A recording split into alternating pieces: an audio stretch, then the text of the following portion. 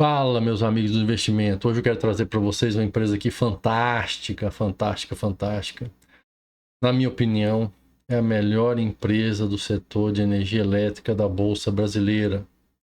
Então, eu quero compartilhar esse estudo aqui com vocês, para que cada um possa tomar a sua própria decisão se essa empresa serve ou não serve para a sua carteira. Lembrando que isso aqui não é uma recomendação de compra ou venda, é porque eu não posso fazer esse tipo de recomendação. A única coisa que eu posso fazer aqui é compartilhar o estudo, o tipo de estudo que eu faço quando eu vou analisar as empresas que eu coloco na minha carteira, certo? Então vamos lá para o vídeo. A ENGIE, pessoal, ela atua em 3 segmentos do setor de energia elétrica, principalmente. O primeiro deles é a geração, que é o que ela faz, é a sua principal atividade, ou seja, construir usinas hidrelétricas ou eólicas ou solares que gerem energia elétrica para a sociedade e para o país.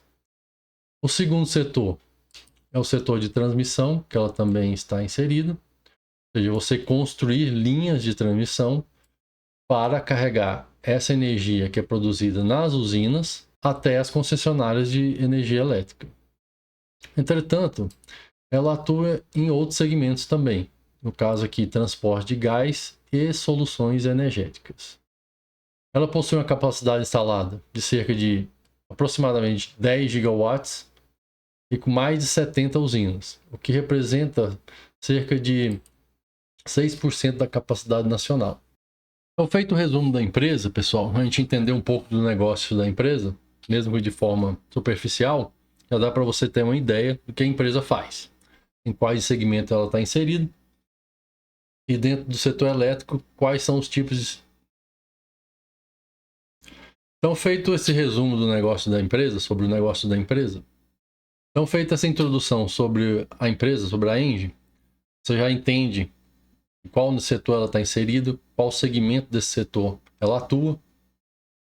Então, nós podemos passar para a análise fundamentalista da ENGIE. E eu considero que os principais atributos-chave, ou seja, os iniciais que a gente deve analisar em todas as empresas, antes de colocá-la em carteira. O primeiro deles, a gente tem que olhar o crescimento da receita, se a empresa entrega crescimento de receita ou não ao longo dos anos. O segundo, crescimento do EBITDA, que é o resultado operacional.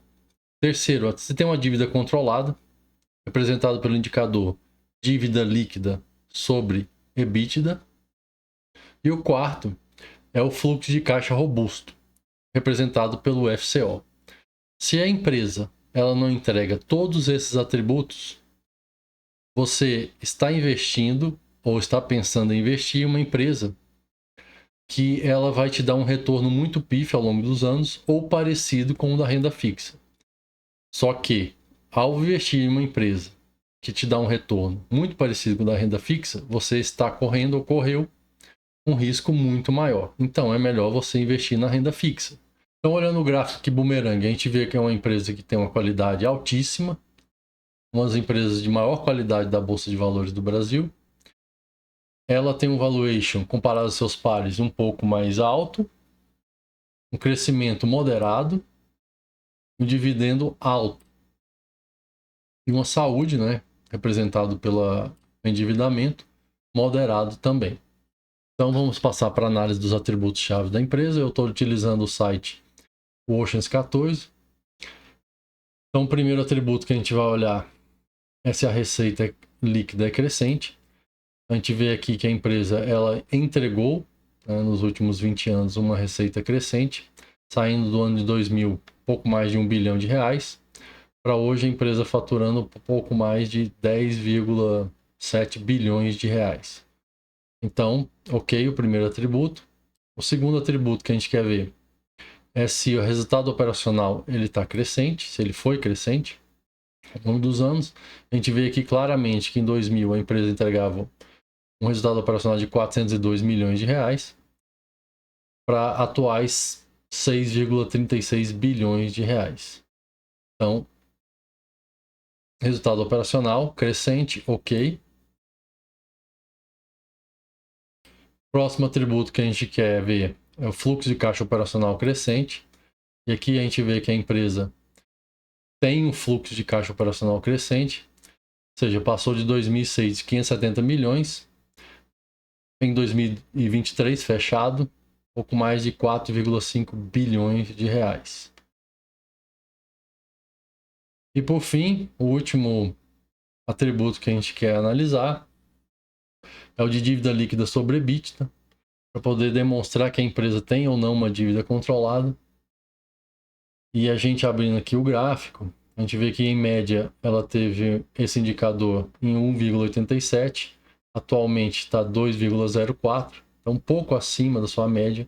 A gente vê que a empresa aqui ela está desalavancando, né? Já teve aqui em 2021 2,52, sua dívida líquida EBITDA, e atualmente ela tem diminuído o valor dessa dívida. Como é uma empresa que está no setor de energia elétrica, todas as empresas ela têm uma receita muito previsível. Então ela consegue fazer um planejamento adequado da liquidação dessas dívidas ao longo dos anos.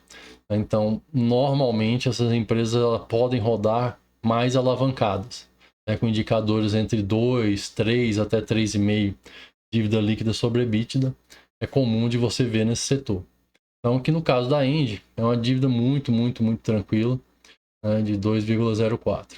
Já passando aqui para alguns indicadores de preço, pessoal. O primeiro deles a gente vai olhar é o PL da empresa, olhar seu histórico. A gente vê que é um histórico aqui ela roda em torno de 11 vezes e atualmente está em 9,7, então está abaixo do seu histórico, da sua média histórica. O segundo que a gente pode ver é o Enterprise Value sobre EBITDA, o EV sobre EBITDA, né? Para ver se ele demonstra a mesma coisa. A empresa ela tem um histórico de 19 vezes EV sobre EBITDA, né? E atualmente está no patamar de 6,6. Né? Então, também demonstrando que a empresa pode estar com um preço de mercado atrativo atualmente. E por último, quero ver com vocês é o gráfico conhecidíssimo, gráfico de todos os investidores que investem por longo prazo, que é o gráfico de cotação versus lucro. Todo investidor que investe em ações deve saber que a cotação, o valor da ação, ele segue o lucro da empresa, o gráfico de lucro. Então a gente vê lucro da empresa crescente, a gente vê que a cotação foi atrás também de forma crescente. E aqui no gráfico, pessoal, a gente vê aqui que existe aqui um claro descompasso entre a barra de lucros da empresa e o de cotação. Tanto é que a linha de cotação, que representa o valor da ação da empresa, ela está abaixo aqui do gráfico de lucro. Em 2023, ela estava custando cada ação R$ 45 e o lucro estava praticamente no mesmo patamar. E hoje o lucro está em 3,43 bilhões e a ação está custando pouco mais de R$ 40.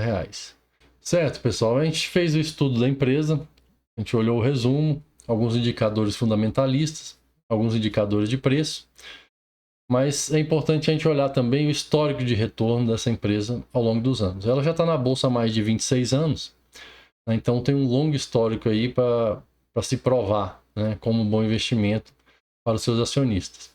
E a gente aplicando aqui um valor de R$ 10.000 em janeiro de 2000 e tendo segurado esse investimento até março de 2024, que é o corrente ano, então a gente teria um patrimônio total de pouco mais de R$ 517 mil, com custo de aquisição de 281 mil, lembrando que o custo de aquisição são os 10 mil mais os reinvestimentos que você fez nas recompras das mesmas ações da Engie, e com provento acumulado de R$ 271.570 durante todos esses anos.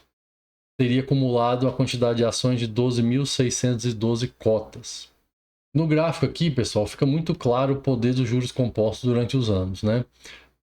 Em 2002, você teria recebido, no total, no ano todo, R$ 368 por aquela aplicação de R$ 10 mil em 2000, no ano de 2000.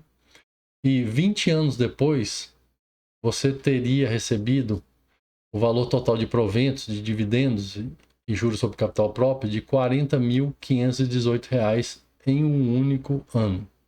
Isso demonstra o poder dos juros compostos com a replicação dos dividendos. É claro que aqui nós fizemos simulação de uma empresa só, você na sua carteira, não vai ter uma empresa só, nem 5. Você vai ter várias empresas dentro da sua carteira. É importante a diversificação. Eu acredito na diversificação. Né? No controle de risco é fundamental. Porque você vai pegar esses dividendos que você vai ganhar, não necessariamente você vai aplicar na mesma empresa, né? Numa empresa só. Você vai aplicar em outras empresas que também geram dividendos, que também têm crescimento ao longo dos anos, iguais ou melhores que esse ao longo de 20 anos. E é assim que você constrói riqueza, é assim que você constrói o seu patrimônio e vai te dar a sua liberdade financeira. Certo? Bem, pelo vídeo de hoje é isso. Se você gostou, deixe seu like. Inscreva-se no canal. Eu convido você a se inscrever nesse canal, um canal novo. Tá? E se você tem alguma sugestão de alguma empresa que quer que eu faça algum estudo, eu peço que você deixe aí o comentário abaixo, que eu vou analisar a empresa para você, ok? Bom, demais é isso. Um grande abraço, até o próximo vídeo. Fiquem bem.